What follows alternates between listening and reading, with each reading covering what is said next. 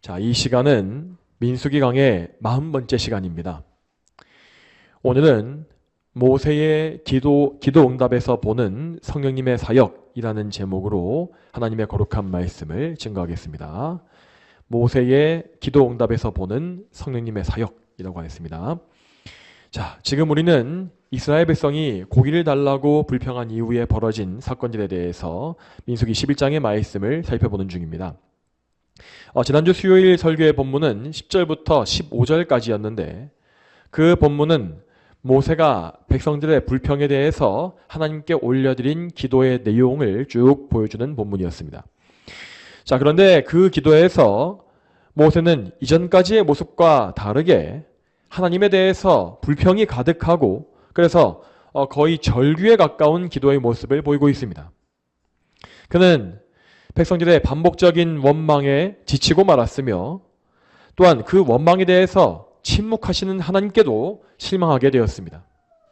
그래서 모세는 자신이 지고 있는 이 백성의 짐이 혼자 지기에는 너무나 무겁다고 한탄하면서 이렇게 침묵하시려거든 차라리 나를 죽여달라고까지 말하고 있습니다. 자, 이러한 모세의 태도는 인간인 우리가 보기에도 상당히 거칠고 일부분 불손해 보이는 것이 사실입니다. 물론 모세가 감당해야 했던 엄청난 책임을 고려하면 그가 정신적으로 무너지는 것을 얼마든지 이해할 수는 있습니다. 그러나 상황이 어찌되었든지 간에 모세가 여기에서 보여준 태도는 결코 하나님 앞에 합당한 것이라고 할 수는 없습니다. 그렇다면 하나님은 이러한 모세의 태도에 대하여 어떤 반응을 보이셨겠습니까? 자, 만일에 하나님께서 모세의 잘못을 그 잘못에 합당한 만큼 징계하셨다면 모세는 물론이거니와 이스라엘 백성 전체는 다 살아남지 못했을 것입니다. 여러분, 아무리 우리가 하나님과 인격적인 관계를 맺고 있다 할지라도 하나님은 온 우주 만물의 창조주시고 주권자이시며 우리는 그저 작은 피조물에 불과합니다. 그런데 이렇게 미약한 인간이 감히 크신 하나님 앞에 무한하시고 영원하시며 불변하신 그분 앞에 불평과 원망을 쏟아내고 불신앙의 모습을 보인다고 한다면 어떻게 그 사람이 살기를 바랄 수 있겠습니까? 그러므로 만일 하나님께서 우리 인간의 죄와 허물을 있는 그대로 그에 합당한 대가대로 다 처리하셨다면 우리 중에서 어느 누구도 살아있지 못했을 것입니다. 그리고 이러한 것은 모세 역시 마찬가지였습니다. 그러나 오늘 본문에서 하나님은 모세를 즉각적으로 심판하신 것이 아니라 오히려 그가 구했던 것들에 대해서 응답해 주시는 것을 볼 수 있습니다. 하나님은 모세의 간구대로 그가 혼자 지고 있었던 사역의 책임을 70명의 장로들에게 나누어지게 하셨고 그들이 모세를 잘 보필할 수 있도록 하나님의 영을 그들에게 주실 것이라고 약속하십니다. 자, 그러면 하나님은 어떻게 이토록 자비로운 응답을 주실 수 있었겠습니까? 우리는 여기에서 모세가 기도의 응답을 받을 수 있었던 이유가 무엇인지를 정확히 알아야 합니다. 다시 말씀드리지만 우리가 보기에도 지금 모세의 모습은 응답을 받기에 전혀 합당하지 않아 보입니다. 모세는 지금 하나님 앞에 상당히 무례하고 불경한 태도를 보이고 있으며 또한 믿음도 연약해져서 하나님을 충분히 신뢰하지 못하고 있는 것처럼 보입니다. 나중에 21절과 22절을 보게 되어지면 그 말씀에서 모세는 백성들에게 고기를 주시겠다고 하는 하나님의 말씀을 의심하면서 어떻게 그런 일이 가능하겠는가라고 되묻는 것을 볼 수 있죠. 자, 이와 같이 모세는 지금 우리가 보통 기도 응답의 조건이라고 알고 있는 경외심이나 굳센 믿음 등을 거의 상실한 상태였습니다. 그럼에도 하나님은 이 모세의 기도에 응답하시어서 그가 구한 것들을 하나하나 이루어 주신 것입니다. 그러면 다시금 돌아와서 하나님은 어떠한 근거를 통하여서 모세의 이러한 기도에 응답하신 것이겠습니까? 그 이유와 근거는 크게 세 가지로 정리해 볼 수 있습니다. 자, 그 이유의 첫째로 하나님은 이스라엘 백성과 맺으신 언약을 지키시기 위하여서 모세에게 응답하신 것입니다. 이스라엘 백성에게 주신 언약, 그 맺으신 언약을 지키기 위해서 모세에게 응답하신 것입니다. 여러분, 우리가 계속 배워왔던 바와 같이 모세는 단순한 이스라엘의 정치적인 통치자가 아니라 하나님과 이스라엘 사이에 서 있는 중보자였습니다.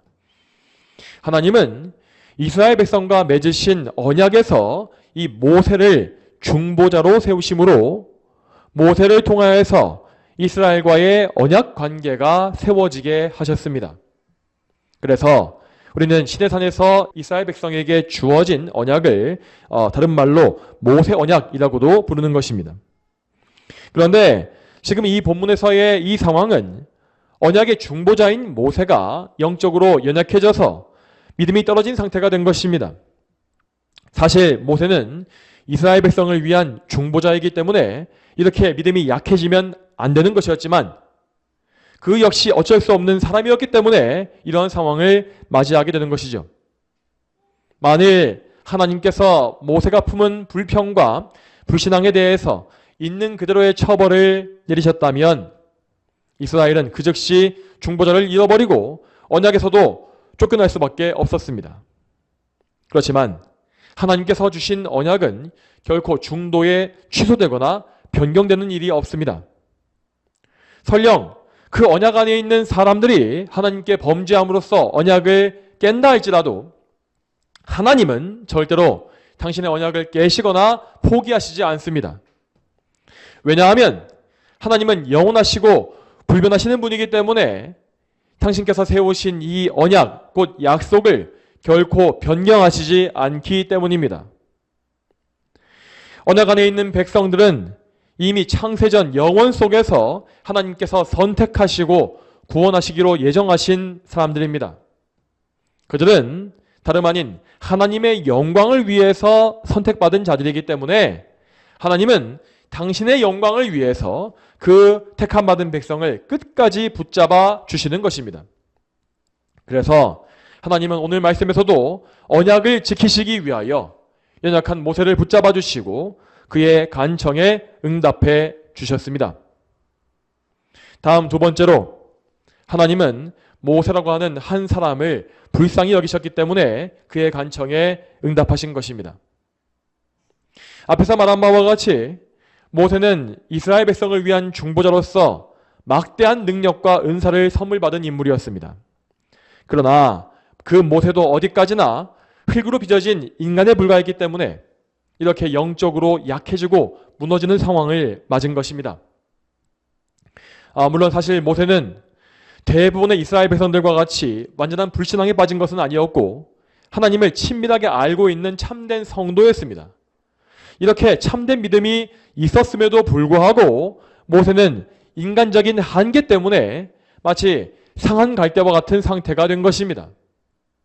하나님은 모세를 창조하신 분이었기 때문에 그의 연약함을 아셨고 그가 왜 이런 상태가 될 수밖에 없는지를 잘 이해해 주셨습니다.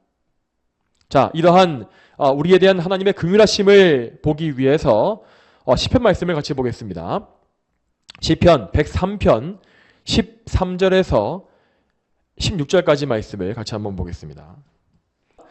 아버지가 자식을 불쌍히 여기듯 여호와께서 자신을 경유하는 사람들을 불쌍히 여기시니 주께서 우리가 어떻게 만들어졌는지를 아시며 우리가 티끌임을 기억하시기 때문이다. 인생은 그 날이 풀과 같으며 들의 꽃처럼 피었다가 바람이 불면 사라지니 그 있던 곳을 더 이상 알 수 없구나. 아멘. 여러분, 이 말씀과 같이 하나님은 우리의 창조주이심으로 우리의 존재가 어떠한지를 완벽하게 알고 계십니다.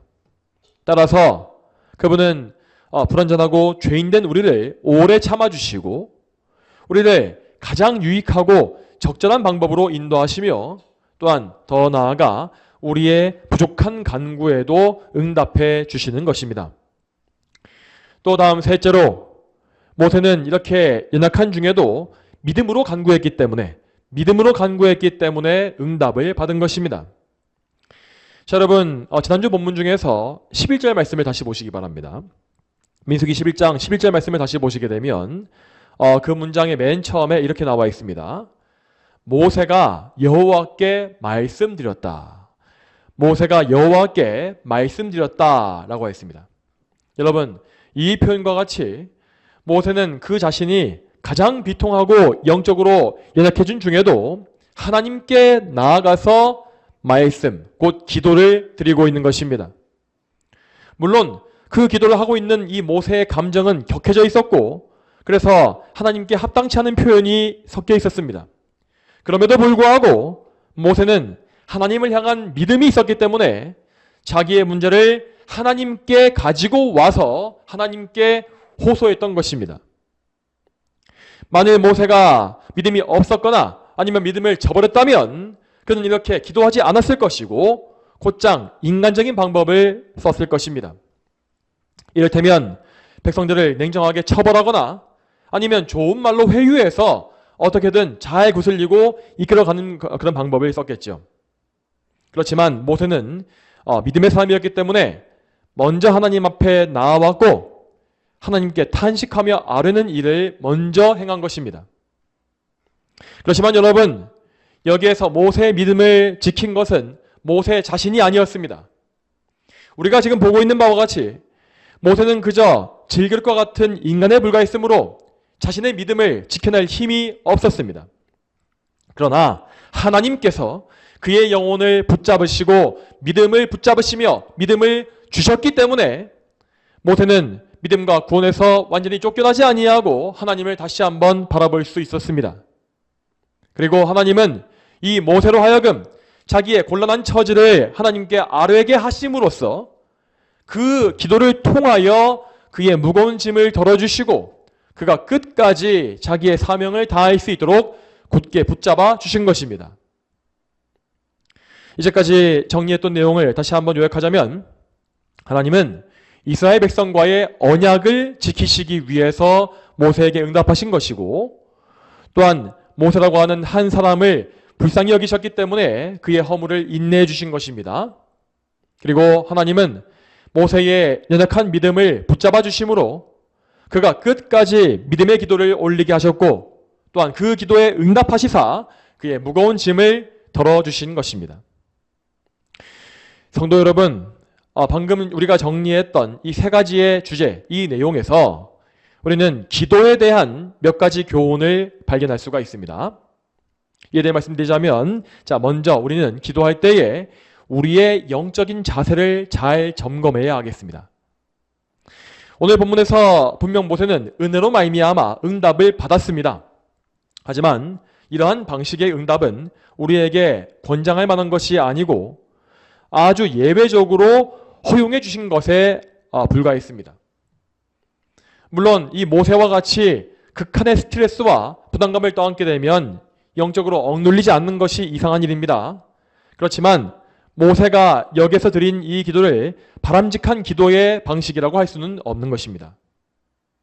모세는 하나님께 불쌍히 여김을 받긴 했습니다. 하지만 그럼에도 자기의 감정과 마음 상태를 지키지 못했기 때문에 자기의 연약함을 크게 드러내고 말았습니다.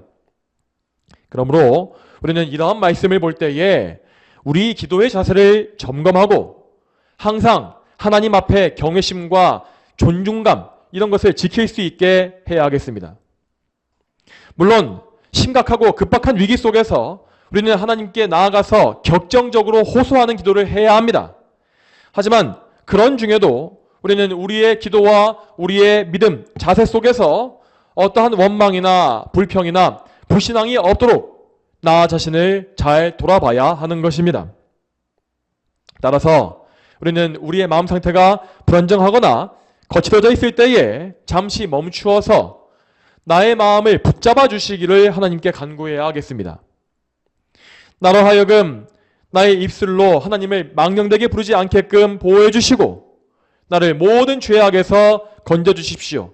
시험에서 보호해 주십시오. 이러한 기도를 잊지 말아야 하는 것입니다. 다음으로 또 이어서 우리는 매사 모든 것을 기도로서 다 하나님께 맡기는 훈련을 해야 합니다. 모세가 했던 것과 같이 괴롭고 힘겨워서 분노했을 때에도 하나님 앞에 가서 모든 것을 다 쏟아붓고 하나님께 아뢰는 것이 우리에게 좋은 일입니다. 여러분, 그런데 우리는 감정이 거칠어질 때에 혹은 지칠 때에 기도를 하지 않으려고 하거나 아니면 하나님을 원망하고 불평만 하고 간구하지는 않는 그런 경우가 부지기수입니다. 그렇지만 모세의 경우에는 그 마음속에 힘듦과 원망이 섞여 있었다 할지라도 하나님께 나아가서 자기의 문제를 아뢰고 도움을 구하는 기도를 한 것입니다. 여러분, 우리에게도 반드시 이러한 믿음이 있어야 합니다. 어떤 상황에 처하든지 그 상황에 대하여서 먼저 기도로서 하나님을 간구하고 나의 몸과 생각이 앞서는 그런 죄를 범치 않는 영적인 자세를 견지해야 하는 것입니다. 이와 같이 항상 나의 생각과 행동보다 먼저 기도함으로써 하나님께 의뢰하는 것이 곧 실제적인 믿음을 가진 성도의 자세라 하겠습니다. 또 이어서 우리는 모든 기도 가운데에서 하나님의 언약을 믿고 그분의 긍휼하심을 신뢰해야 합니다. 모든 기도 가운데에서 하나님의 언약을 믿고 그분의 긍휼하심을 신뢰하시길 바랍니다. 여러분, 우리는 아무리 애를 써서 순종한다 할지라도 절대 하나님께 응답받을 만한 공로를 쌓을 수가 없습니다. 우리는 영적으로 좋을 때나 영적으로 나쁠 때나 항시 하나님 앞에 부족한 죄인일 뿐입니다. 그러므로 우리는 결단코 기도할 때에 나 자신에게 응답의 근거를 둬서는 안 됩니다. 혹 나의 영적인 상태가 최상이고 하나님께 열심히 정말 뜨거운 열정을 가지고 순종하는 중이라 할지라도 그 순종, 나의 그 최선의 순종을 근거로 앞세워서 응답을 구하는 것은 정말 어리석고 가증스러운 일입니다. 또한 이와 정반대 상황에서 내가 영적으로 침체되어 있고 많은 죄에 빠져 있는 그런 최악의 상태에 있을 때에 나의 상태가 이렇기 때문에 하나님께 응답받지 못하겠지라고 생각하는 것 역시 하나님의 은혜보다 나의 공로를 앞세우는 가증스러운 죄임을 우리는 기억해야 합니다. 다시 말씀드리지만 우리는 영적으로 좋을 때나 나쁠 때나 항상 하나님의 기준에는 미치지 못합니다. 따라서 우리는 언제나 하나님의 영원한 언약에만 의지하여서 하나님께서 그분의 언약을 근거로서 우리의 기도에 응답해 주실 것임을 믿음으로 나아가야 합니다. 여러분, 그러면 이 언약이라는 것이 무엇이겠습니까? 지금 우리에게 주어진 언약은 곧 신약시대의 언약은 예수 그리스도의 피로 맺어진 새 언약이라고 하였습니다. 이 새 언약의 중보자는 오직 성자 하나님이신 예수 그리스도이시고 또 예수님은 우리를 대표하시는 분으로서 우리를 위한 피를 흘리사 우리의 모든 죄를 사하시고 우리의 의가 되어 주셨습니다. 이와 같이 예수님께서 우리를 위한 이 언약을 성취해 주셨기 때문에 우리는 그 언약의 머리시요 중보자이신 예수 그리스도를 믿음으로 말미암아 하나님의 언약 백성 가운데 들어오게 된 것입니다. 따라서 우리가 언약을 신뢰한다라는 것은 곧 이 언약의 대표자이신 예수 그리스도를 신뢰하는 것입니다. 우리는 언제나 우리 주 예수 그리스도를 믿음으로써 그리스도께 의지하여 기도의 응답을 확신해야 합니다. 그러면 하나님은 우리의 머리가 되시는 예수님으로 말미암아 우리를 받아주실 것이고 우리를 그분의 자녀로서 대우하실 것이며 또한 긍휼히 여기실 것입니다. 이처럼 우리는 그리스도 안에 있는 공로를 근거로 삼아서 기도의 응답을 의심치 말고 믿음으로 언약에 의지하여 간구할 수 있어야 합니다. 자, 그러면 이제 계속 이어서 오늘 이 본문에서 모세가 받은 응답이 무엇이었는지를 좀 더 구체적으로 살펴보겠습니다. 자, 이에 대해서 오늘 본문을 보겠습니다. 오늘 본문인 16절과 17절 말씀을 함께 다시 한번 읽어보죠. 여호와께서 모세에게 말씀하셨다. 이스라엘의 장로들 중에서 네가 백성의 장로와 감독자로 알고 있는 사람들 70명을 모으고 그들을 회막으로 데려와 거기서 너와 함께 서게 하여라.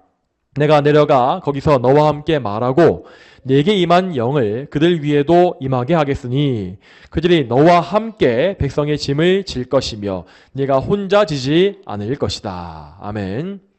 여러분, 이 두 구절의 말씀에서 우리는 앞서 나왔던 모세의 간구에 대한 하나님의 정확한 응답을 볼 수가 있습니다. 모세가 불평하면서 했던 기도가 무엇이었습니까? 그것은 자기가 지고 있는 짐이 너무나 무겁다라는 것이었습니다.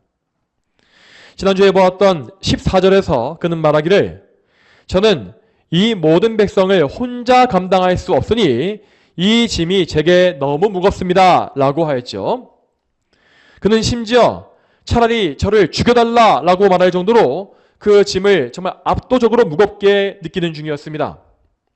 그래서 하나님은 모세가 구한 대로 그의 이 무거운 짐을 나누어 질 수 있는 사람들을 세워주십니다. 17절의 마지막 문장에서 하나님은 말씀하시기를 그들이 너와 함께 백성의 짐을 질 것이며 내가 혼자 지지 않을 것이다 라고 하십니다. 즉 하나님은 모세가 앞에서 모든 백성을 혼자 감당할 수 없다 라고 말한 것에 대하여서 네가 이 백성의 짐을 혼자 지지 않을 것이다 라고 응답하신 것입니다. 자, 하나님께서 이렇게 모세의 짐을 덜어주신 방법은 백성의 장로 70명을 세우시는 것이었습니다. 하나님은 모세가 직접 백성의 장로와 감독자들을 선발하게 하셨고 그 선발된 사람들을 회막에 데려와서 하나님 앞에 세우라고 하십니다. 자, 이렇게 백성의 대표자인 70명을 세우는 이것은 후대에도 유대인들의 전통으로 이어져서 나중에 예루살렘에 세워진 산헤드린 공회에서도 70명의 공회원을 세우는 것을 우리는 볼 수가 있습니다. 자, 그런데 이 70명의 장로들은 단순히 모세, 그러니까 사람에게 선택된 것만으로 사역을 시작한 것이 아니었습니다. 하나님은 그들을 회막 앞으로 부르셨고 그들에게 하나님의 영을 주실 것이다 라고 약속해 주십니다. 이 약속에 대해서 17절의 첫 부분을 다시 읽어보자면 다음과 같습니다. 내가 내려가 거기서 너와 함께 말하고 내게 임한 영을 그들 위에도 임하게 하겠으니. 아멘. 여기에서 하나님은 모세에게 임한 영, 이 모세에게 임한 영을 이 70명의 장로들에게도 임하게 하겠다라고 약속하십니다. 자, 그런데 이 부분에 대해서는 주석가들 사이에 약간의 의견 차이가 있습니다. 먼저 존 칼빈을 비롯한 몇몇 주석가들은 이 말씀에 대해서 이 모세의 능력이 70명의 장로들에게 분산되었다, 흩어졌다라고 말한 바 있습니다. 이러한 해석을 할 경우에 이 17절의 말씀은 모세에게 내려진 하나님의 징계에 대해서 기록한 것이 됩니다. 즉 모세가 자기에게 주어진 큰 은사, 이스라엘 백성을 충분히 감당할 수 있는 그 은사를 믿음으로 쓰지 못하고 자기의 짐이 무겁다고 불평했기 때문에 그의 은사를 이제 나누어서 장로들에게 주신 것이다 라고 보는 것이죠. 자, 물론 이러한 해석에도 충분한 타당성은 있습니다. 우리가 아는 바와 같이 모세가 11장에서 보여주고 있는 이 행동은 사실 지나치게 불손해 보여서 하나님을 경외하는 자의 자세라고는 보기가 어려웠습니다. 그런 의미에서 보면 모세에게 그러한 징계가 내려졌다라고 보는 것도 아예 터무니없는 해석은 아니죠.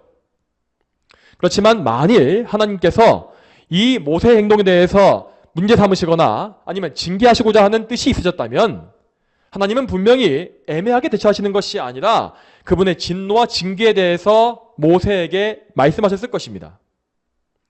그렇지만 여기에서 하나님은 모세를 향한 징계의 뜻을 일절 드러내지 아니하십니다. 그리고 이 사건 이후에 모세가 백성을 인도해가는 과정 속에서도 우리는 모세의 능력이 감소했거나 은사가 줄어든 것 같은 모습은 전혀 보지 못합니다. 하나님은 12장에서도 미리암과 아론 앞에서 모세를 크게 높여주셨고 나중에는 모세에게 반역한 고라 자손을 가장 무섭게 땅이 갈라져서 산채로 그들을 삼키는 방식으로 심판하신 바 있습니다. 그러므로 우리는 이 본문의 말씀을 모세에게 주어진 그 능력이 감해진 것이 아니라 그와 동일한 성령의 능력이 장로들에게도 다 똑같이 임한 것이다 라고 해석을 합니다. 여러분, 우리가 아는 바와 같이 이 땅에서 하나님의 능력을 적용하시고 이루시는 분은 성령님이시므로 하나님은 모세와 장로들에게 동일한 성령님을 보내주시어서 당신의 사역이 이스라엘 백성 가운데 이루어지게끔 섭리하신 것이라 보는 것입니다. 이와 같이 하나님은 성령의 은혜, 곧 은사를 장로들에게 베푸시어서 그들이 모세를 위한 좋은 조력자가 되게끔 은혜를 주셨습니다. 만일 이 70명의 장로들에게 성령님이 오시지 않았더라면 이 사람들은 모세를 돕는 것이 아니라 방해만 했을 것이 분명합니다. 물론 그 장로들은 나름대로는 진지한 자세를 가지고 모세를 도우려 했겠지만 성령님의 인도하심이 없었다면 그들은 분명 자기의 원래 본성을 따라서 일하게 되어 있었던 것입니다.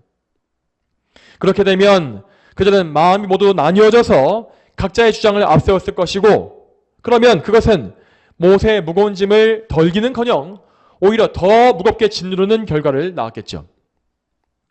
정리하자면 오늘 이 말씀은 구약시대 이스라엘 백성에게 대해서 이루어진 삼위일체 하나님의 협력 사건이라고 볼 수가 있습니다. 여기에서 성부께서는 성령님을 이스라엘의 장로들에게 보내주셔서 그 성령 하나님으로 말미암아 이스라엘의 모든 거룩한 사역, 즉 하나님의 일이 이루어지게 하셨습니다. 그리고 이 사건은 장차 신약시대에 교회와 성도들에게 임하실 성령님의 사역을 예표하는 모형이었습니다. 오늘 본문 말씀에서와 같이 이 구약의 성도들에게 성령께서 임하신 이 사건은 신약 교회에 허락된 성령님의 임재에 비하면 그 분량이 적은 것이었습니다. 신약의 교회는 예수 그리스도의 십자가 사역을 통해서 온전한 속죄와 예수님의 의를 덧입은 거룩한 존재입니다. 따라서 이 신약 시대의 성도들에게는 성령께서 오시되 그들 안에 항상 거하시며 영원히 떠나지 아니하시고 그들을 지키시고 인도하시는 것입니다. 그렇지만 구약 시대까지는 아직까지 그리스도의 십자가의 구속 사역이 이루어지기 전이었으므로 복음이 단지 모형과 그림자로만 드러났습니다. 그래서 성령님의 임재 역시 항상 성도 안에 내주하시는 것이 아니라 단지 임시적으로만 임하셨고, 또한 그 능력의 분량도 제한적으로만 허락되었습니다. 그러므로 우리는 지금 신약의 성도인 우리에게 허락된 성령님의 임재와 내주하심에 대하여 항상 감사하고 기뻐하면서 어떻게 하여야 우리 안에 계시는 성령님을 온전히 섬길 수 있을까를 생각해야 합니다. 여러분, 우리 성도들에게 성령님의 내주하심이라고 하는 것은 거듭난 성도와 거듭나지 못한 자연인을 구분짓는 가장 중요한 기준입니다. 오늘 민수기에 나와 있는 이스라엘 백성에 대해서 성령님은 백성들의 대표자인 70명에게만 제한적으로 임하십니다. 그렇지만 우리 신약시대에 구원을 받은 모든 성도들은 그가 아무리 미약한 자라 할지라도 성령님의 내주하심을 입고 있는 거룩한 사람이 된 것입니다. 이러한 성령님의 내주하심을 통하여서 우리는 하나님의 뜻대로 교회를 섬길 수 있는 은혜를 입게 됩니다. 이러한 관점에서 우리는 교회를 섬기는 모든 일꾼들이 갖춰야 할 기본적인 조건이 무엇인지를 알 수가 있습니다. 오늘 민수기 본문에서 우리는 70명의 장로들에게 성령께서 임하신 것을 보았는데 그들은 이스라엘의 중보자인 모세를 섬기기 위해서 이 성령님의 은혜를 입은 것입니다. 이스라엘의 중보자인 모세를 섬기기 위해서 그들은 성령님의 은혜를 입었다고 했습니다. 이와 마찬가지의 원리로서 우리는 우리의 중보자이신 그리스도와 그분의 몸된 교회를 섬기기 위해서 반드시 성령의 은혜, 곧 성령님의 내주하심을 덧입어야만 합니다.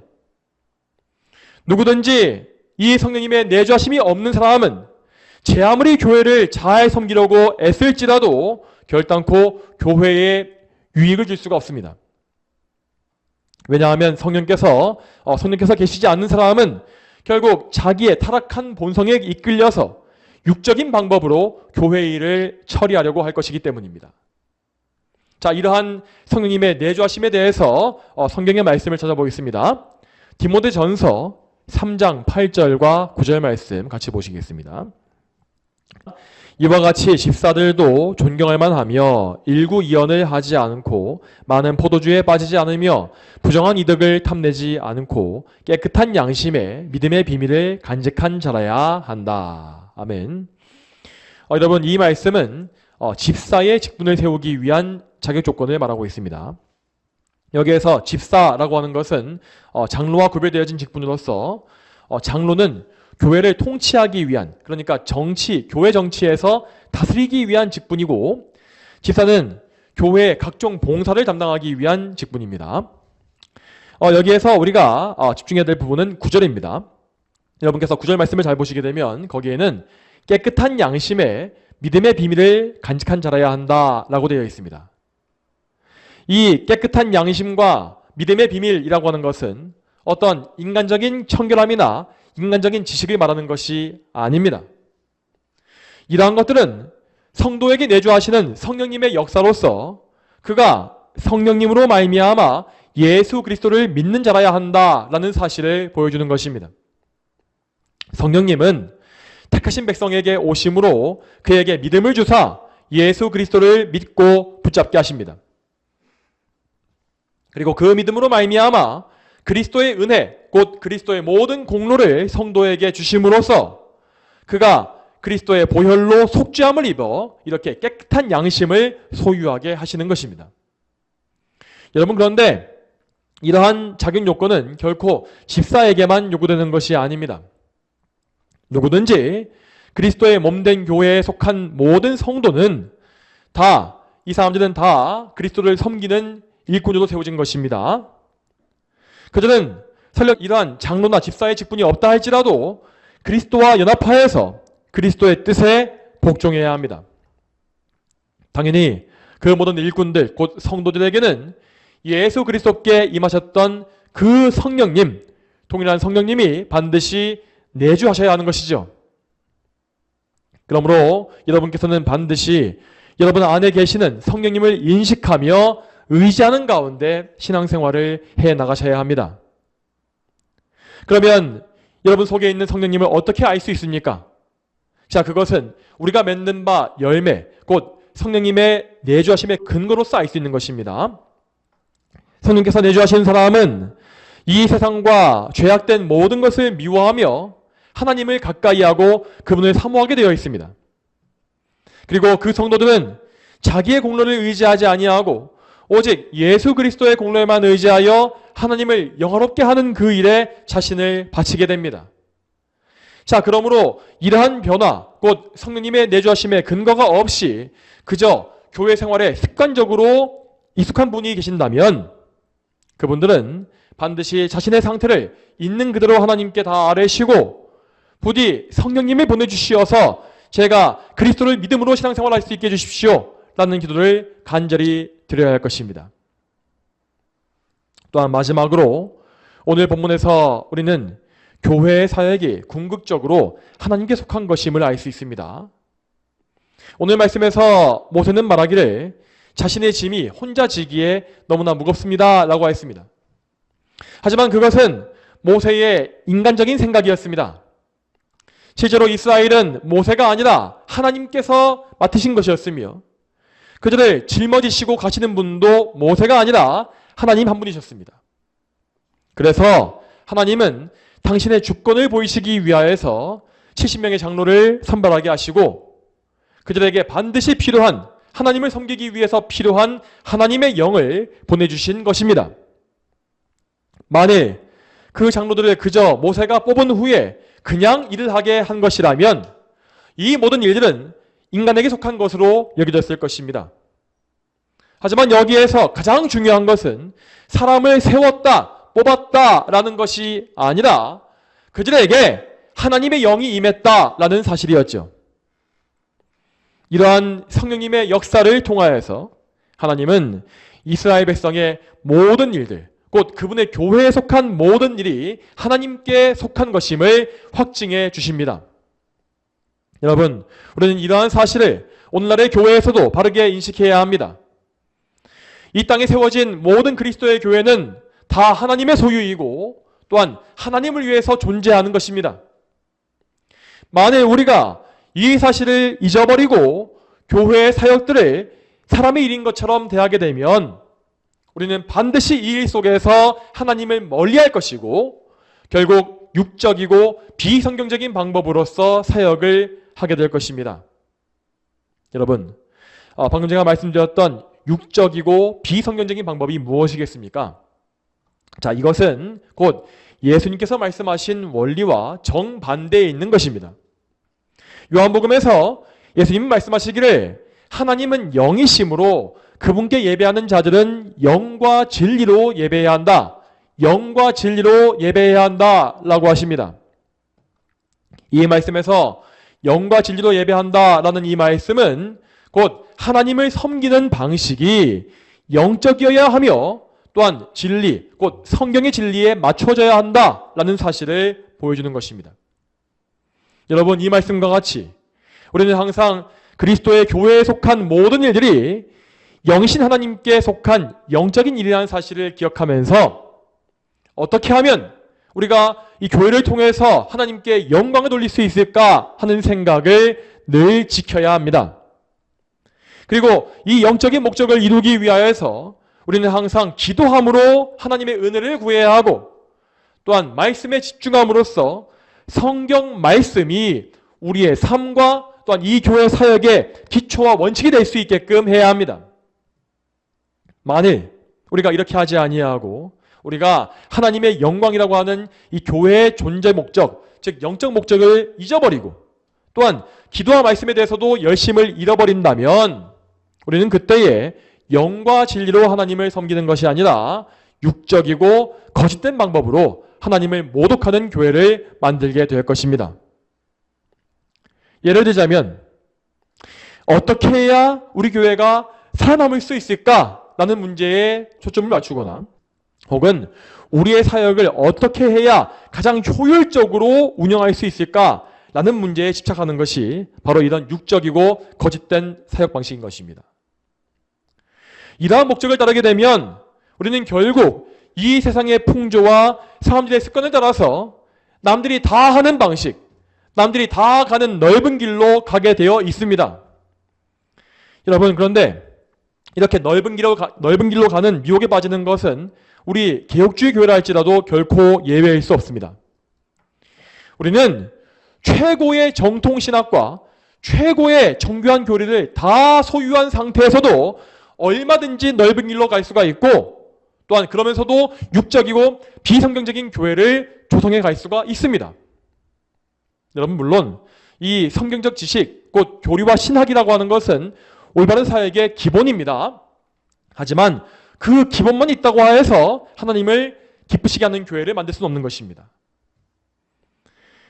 우리가 그 바른 지식을 토대로 하여서 그것을 나 자신에게 온전히 적용하고 그래서 하나님과 인격적인 관계를 맺으며 그분의 주권에 온전히 복종할 때에만 우리는 그때에만 영과 진리로 하나님을 섬기는 참된 교회를 세워갈 수가 있습니다.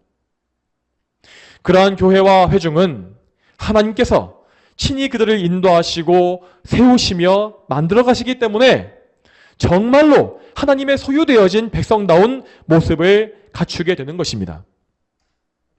그러므로 성도 여러분, 우리는 항상 우리에게 성령님의 역사가 필요하다는 사실을 인정하면서 기도와 말씀으로 성령님께 의지하는 길을 가야 합니다. 우리의 지식과 지혜는 절대로 우리를 바른 길로 이끌 수 없습니다. 오직 지혜의 영이시고 하나님의 영이신 성령께서 우리를 온전히 붙잡아 주시고 우리의 마음을 조명해 주셔야만 우리는 죄와 어리석음에 빠지지 아니하고 하나님을 기쁘시게 하는 좁은 길로 갈 수가 있는 것입니다. 이제 말씀을 맺겠습니다. 성도 여러분, 우리는 오늘 모세가 받은 기도 응답을 통하여서 우리가 어떤 믿음과 어떤 자세로 기도해야 하는지를 배웠고 또한 그리스도를 섬기기 위해서 성령님께 의지해야 한다는 사실을 역시 배웠습니다. 여러분께서 이 말씀을 다시 한번 묵상해 보심으로써 여러분의 기도 생활을 더 성경적으로 세우시길 바랍니다. 또한 여러분이 오늘 말씀과 같이 항상 기도와 말씀에 집중하심으로써 이 기도와 말씀을 통하여 성령님께 전적으로 의지하시기를 소망합니다. 저와 여러분 모두가 오늘 말씀과 같이 기도와 말씀으로 성령께 의지하고 그리스도의 은혜를 덧입으며 아버지 하나님을 영화롭게 할 수 있기를 주님의 이름으로 축복합니다. 다 함께 기도하시겠습니다. 하나님 아버지, 오늘 이 민수기의 말씀을 통해서 모세가 하나님 앞에 불평하고 원망하는 마음을 드러냈음에도 불구하고 어떻게 하나님께서 그의 기도에 응답해 주셨는가를 보게 하시고 또한 모세에 대한 기도 응답으로서 세워진 이 70명의 장로들의 그 모습과 그들에게 임한 성령님의 역사를 통해서 교회의 원리가 무엇인지를 보게 하심에 참으로 감사드립니다. 하나님, 오늘도 저희가 이 말씀을 통해서 보았던 이 두 가지의 원리, 기도의 이 원리와 그리고 또 성령님께 의지하는 그 바른 길을 저희가 또 배웠사오니 저희가 이 믿음의 원리를 성령님을 통해서 마음판에 새기게 해주시고 정말 항상 하나님께 바르게 기도하며 또한 기도와 말씀으로 성령께 의지하여서 성령님의 조명하심과 인도하심을 통해서 그리스도의 몸된 교회를 섬기는 그러한 주의 백성들이 다 될 수 있도록 인도하여 주시옵소서. 하나님, 저희는 참으로 어리석고 연약하여서 하나님의 인도하심, 즉 성령님의 조명하심이 없으면 곁길로 빠지고 어둠 가운데 갇힐 수밖에 없습니다. 하나님, 항상 저희가 이 사실을 기억하게 하시며 영적으로 경각심을 품게 하셔서 우리가 정말 성령님의 도우심이 없으면 죽는다라고 하는 그 사실을 항상 절박하게 인식하는 가운데 성령님께 우리의 모든 것을 의지하고 도우심을 간청하는 그러한 사람들이 다 될 수 있도록 주여 인도하여 주시옵소서. 감사드리옵고 이 모든 말씀 거룩하신 예수님의 이름으로 기도 올립니다. 아멘.